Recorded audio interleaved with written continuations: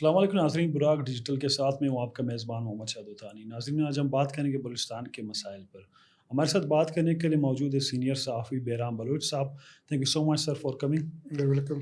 سر، کیا کہیں گے؟ پروپیگنڈا کیا جاتا ہے کہ آزادی کی تحریک بہت پرانی اور 1947 سے چلی آ رہی ہے، اس بات میں کتنی حقیقت ہے؟ دیکھیے، میں اگر اس کو اس طرح انٹرپریٹ کروں کہ آزادی کی تحریک پرانی ہے، لیکن وہ جو ہے نا ہندوستان اور برٹش سے مسلمانوں کی تحریک تھی، جو کہ پاکستان کے جو موجودہ پاکستان ہے اور اس میں جو بلوچستان کا حصہ ہے، گو کہ بلوچستان نے بعد میں الگ کیا تھا، اس پر میں دوسرے سے میں بات کروں گا۔ پرانی ہے لیکن وہ مسلمانوں کی تھی، جو علامہ اقبال کا تھیوری تھا اور جس کو قائد اعظم محمد علی جناح نے لیڈ کیا۔ اس وقت آپ دیکھ لیں ہمارے جو لیڈر تھے، یوسف عزیز مکسی کے شکل میں، سمٹ خان اچکزئی کے شکل میں، اور کریم باقی وغیرہ جتنے بھی جن کے بھی ہم نام لے لیں، ٹھیک ہے نا، اپنا قاضی صاحب کا نام لے لیں، سب کے وہ قائد اعظم کے ساتھ تھے، شانہ بشانہ تھے۔ اس کو تھوڑا سا میں اس کو ٹچ کر لوں کہ جی اس وقت وہ سب کا ایک ہی تحریک تھی، آزادی، اور اس آزادی کی صورت میں ہمیں پاکستان ملا، صحیح ہے۔ وہ جب کلات آتے ہیں، کلات اسٹیٹ میں ان کو وارم ویلکم کیا جاتا ہے، دل کی گہرائیوں سے، جو اردو میں کہا جاتا ہے نا، اور اس کو جو ہے تحفے میں سونے چاندی دیے جاتے، جو ایز اے مطلب کلات اسٹیٹ اس کو اسٹیٹ گیسٹ ویلکم کرتے ہیں ان کو، اور فاطمہ علی جناح صاحبہ کو، دونوں کو، اور ان کا وہ کرسی جس پر وہ بیٹھے تھے قائد اعظم محمد علی جناح، وہ آج بھی ایوان کلات میں چاندی کا پڑا ہوا ہے، ٹھیک۔ اور اس کے بعد جو ہے نا، وہ جب جعفر آباد آتے ریلوے اسٹیشن پر، تو میر جعفر اور مراد، اگر میں غلط نام نہیں لے رہا، ان کو ویلکم کرتے ہیں، اور اسی طرح وہ کہتے ہیں کہ جی ہم مسلم لیگ کے حصے تھے اور ہم مسلم لیگ کا حصہ ہے، اور وہی جمالی فیملی آج تک پاکستان مسلم لیگ کا حصہ ہے، صحیح۔ اچھا، پھر ہم آتے ہیں سبی کے دربار میں، جو ہے نا قبائلی دربار ہے، یا جرگہ حال، جو سبی میں ایک ہزاروں سال پرانا میلہ چل رہا ہے، اور ہزاروں سال پہلے جو ہے نا میلے ہوتے تھے، اکنامکلی ایک نشانیاں ہوتی تھی کہ یہاں جو ہے نا کاروبار چل رہا ہے، وہ آج بھی چل رہا ہے، صحیح۔ ادھر قائد اعظم کا خطاب تھا، ادھر اسٹوڈنٹ فاؤنڈیشن سے خطاب تھا، ادھر جو ہے نا جرگے سے خطاب تھا۔ پھر اسی طرح ہم آتے کوئٹہ سٹی، کوئٹہ سٹی میں جب قائد اعظم علی جناح آتے، قاضی صاحب کی فیملی اور اس کے جو دوست تھے باقی، جو وزیر صاحب وغیرہ، سارے اس کو اس طرح ویلکم کرتے ہیں، اور ان سب کے خطوط موجود ہے۔ تو بالکل پرانا تحریک تھا، اور وہ تحریک پاکستان کے لیے تھا، اور یہ سارے جو ہے نا، جو صاحب کا بھی نام لے، یہ سارے جو ہے اس وقت تحریک کر رہے تھے، ٹھیک ہے۔ آئیڈیلزم چینج تھے، حقوق چینج تھے، بلوچستان کے حقوق کی بات لیاقت علی خان قائد اعظم سے لے کر آج تک جتنے بھی یہ ڈوف اسٹیٹ آئے، نواز شریف، شہباز شریف، ذوالفقار علی بھٹو، ظفر اللہ جمالی، سب نے بلوچستان کے حقوق کی بات کی ہے، بلوچستان کے حقوق کی بات کی ہے، اور وہ پھر پریکٹیکلی سیاست کا حصہ رہے ہیں۔ 1947 بننے کے بعد کوئی گورنر رہا ہے، کوئی وزیر اعلیٰ رہا ہے، چاہے نواب بگٹی کا نام لے لے، ایک مشہور زمانہ تصویر جب قائد اعظم ایئرپورٹ اترتے ہیں تو ایک ینگسٹر خوبصورت سا 3 پیس سوٹ میں کھڑا ہے، وہ کون ہے؟ نواب بگٹی، اور اس کو ویلکم کرتے ہیں۔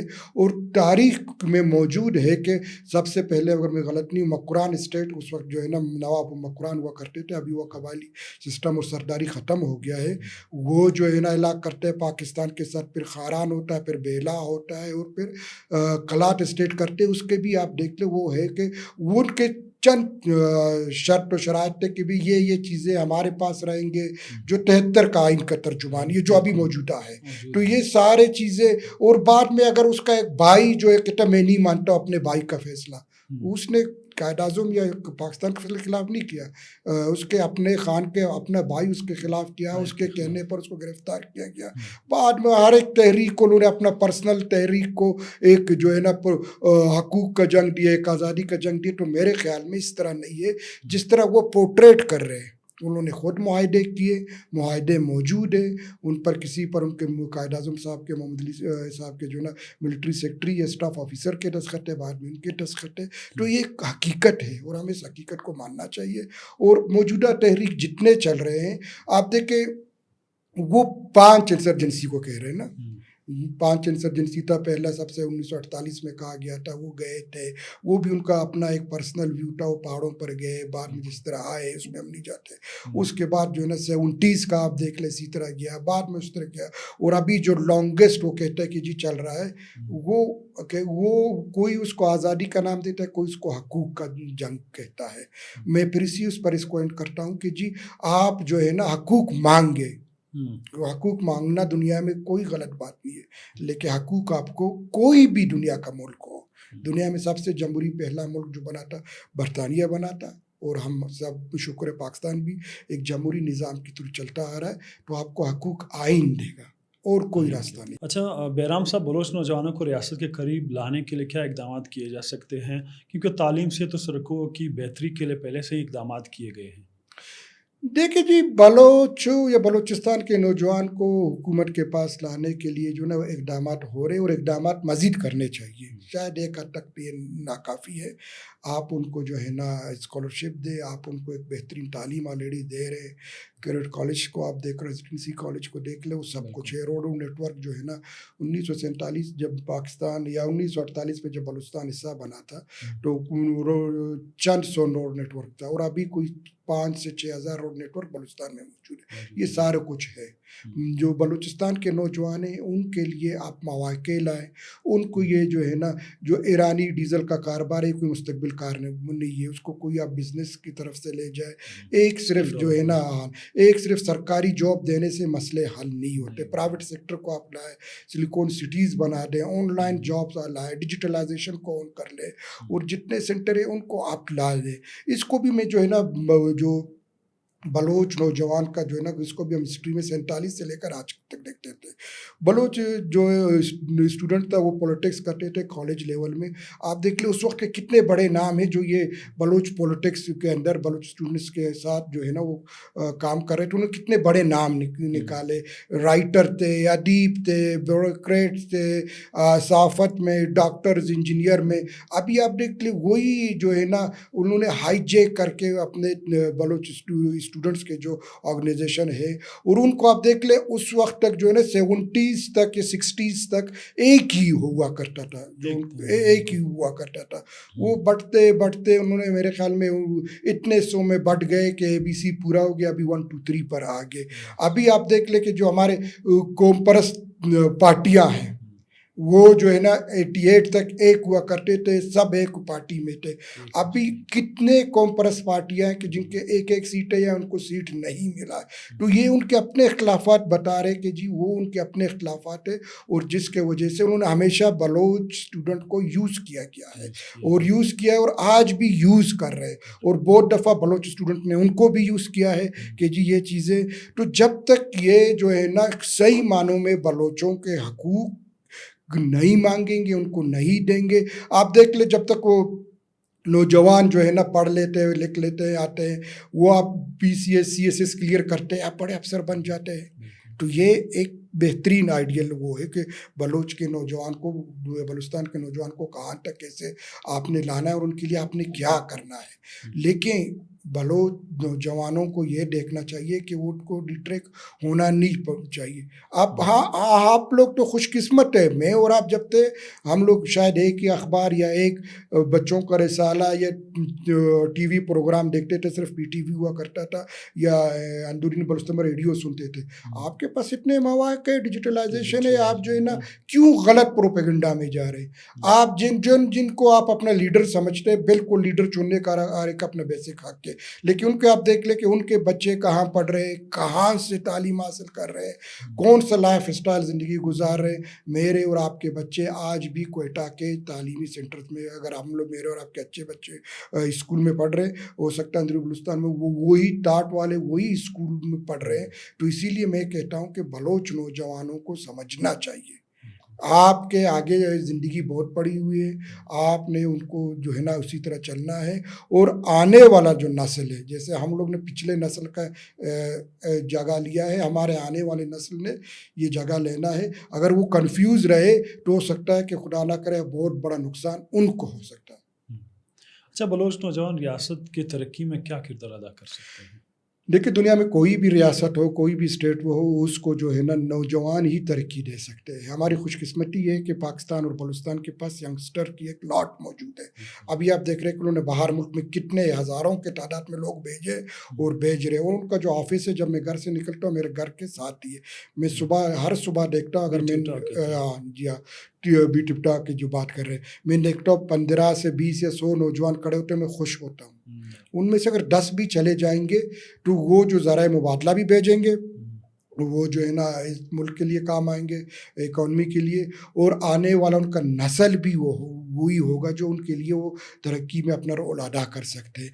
ये जो अगर अभी आप कुछ लोग जो कर रहे हैं, ये तरक्की का नहीं है, ये तरक्की का रोकने का एक अमल है। मैं एक मिसाल देता हूँ कि अगर पिछले 1 साल से तकरीबन, मैंने कहा तकरीबन बलूचिस्तान के मुख्तलिफ शाहराह बंद हुए, उसमें जो है ना वो जो उनको यूज़ कर रहे हैं उनका कोई नुकसान नहीं है, या जो बाकी है नुकसान मुझको और आपको है। अगर तालीमी इदारे, आम शहरी को अगर तालीमी इदारे बंद होते, सब कुछ बंद होते, तो ये बलोच नौजवानों को और बलूचिस्तान के नौजवानों को समझना चाहिए कि भाई आप जो कर रहे हैं उसका नुकसान डायरेक्टली आपको या आपके फैमिली को या आपके सूबे या आपके शहर को मिल रहा है। अच्छा बैराम साहब, इंडिया की मुदाखलत पहले से कम हो गई या मज़ीद बढ़ गई? हालिया जो भारत की तरफ से बदअमनी फैलाने की कोशिश हुई है। बिल्कुल जी, कम हो गई है, ठीक है, और इसमें कोई शक नहीं है कि जो इंडिया को पाकिस्तान ने भरपूर जवाब दिया है। उसको अगर मैं एक लफ्ज़ यूज़ करूँ ना, जो इंग्लिश में कहते हैं शट अप कॉल था, क्योंकि काफ़ी अरसे से वो यही कर रहा था। वो जो है ना खामोशी का नाजायज़ फ़ायदा उठा रहा था। तो आपने देखा कल हमारे सारे नौजवान, बलूचिस्तान के नौजवान, बलोच नौजवान, पठान नौजवान, सब रोडों पर थे। और कल रात मैं भी निकला बच्चों को, जब मैं फ़ारिग हुआ मैं फैमिली के साथ, फिर मैंने कहा चलो मैं आप लोग को दिखा दूँ कि भाई यौम तशक्कुर, यौम फ़तह किस तरह बनाया जा रहा है। और मुझे खुशी हुआ, मुझे पहली दफ़ा ट्रैफिक जैम अच्छा लगा, क्योंकि हम कुछ सेलिब्रेट कर रहे थे, आप देख रहे थे चीज़ें। तो ये जो है ना उसमें कम हुआ, लेकिन भारत जो है ना 1947 से लेकर आज तक कोई मौका छोड़ नहीं रहा है। तो उसको जो है ना हमें समझना चाहिए और हमें प्रिकॉशंस लेने चाहिए कि वो दोबारा इस तरह का कोई न करे। और उनको जो है ना इस चीज़ को समझ आ गया है और आगे भी समझ आ जाएगा कि भाई बलूचिस्तान के नौजवानों को समझ आ गया कि हम जो है ना इस्तेमाल हो रहे हैं किसी उसके लिए, और उनको भी समझ आ गया कि हम जो है ना बार बार इस्तेमाल बलूचिस्तानी नहीं हो सकता है। वो अपने जो है ना इंडिया के अंदर जितने अपने तहरीक चल रहे वो उनको कंट्रोल करे, अपने काम रखे। इख्तलाफात हर घर में मौजूद होता है, लेकिन उसकी खूबसूरती होता है कि उसको जब आप हल करेंगे। अच्छा, बलूचिस्तान में करप्शन कितना बड़ा मसला है आप समझते हैं? वैसे तो ये पूरे मुल्क बल्कि पूरी दुनिया में करप्शन एक अहम मसला है, लेकिन इसको कम कैसे किया जाता है और ये जो अवामी फ़ंड है इसको अवामी फलाह व बहबूद के लिए कैसे इस्तेमाल किया जा सकता है? देखिए बड़ा अच्छा दोतानी साहब आपने सवाल किया है, और मैं समझता हूँ बलूचिस्तान का जो नंबर 1 मसला है वो करप्शन है। और वो बदकिस्मती से बढ़ता जा रहा है, कम नहीं हो रहा है, जिसकी वजह से बलूचिस्तान के जो नौजवान हैं वो मायूसी का शिकार हो रहे हैं। और पिछले 5 या 10 सालों के दौरान आप देख लें कि उनका जो पॉलिटिकली निज़ाम पर एतमाद ख़त्म होने वाला है, या करप्शन पे ब्यूरोक्रेसी पर जो एतमाद ख़त्म होने वाले है, या जो इदारे हैं उन पर एतमाद ख़त्म होने का वजह यही है कि करप्शन है। उसका मेन रीज़न ये है ना कि हमारे जो भी पॉलिटिशियन, सरदार, नवाब जो भी है, मैं पूरे बलूचिस्तान की बात कर रहा हूँ, जो 65 एमपी है, ठीक है ना, वो 47 से लेकर आज तक उनके जो है ना अभी पोते पोतिया असम्बली में मौजूद है, प्रैक्टिकली मौजूद है। वो देख रहे कि भाई हमारे लिए कुछ नहीं कर रहे हैं, हमारे लिए कुछ नहीं कर रहे हैं, और वो खुद अपने लिए कर रहे हैं। और मतलब आप देख लें उनके बच्चे जो है ना कोई दुबई से, कोई लंदन से, कोई अमेरिका से, कोई स्विट्ज़रलैंड से जो है ना PhD करके आ रहे हैं, अपने आला तालीम याफ्ता बनाया।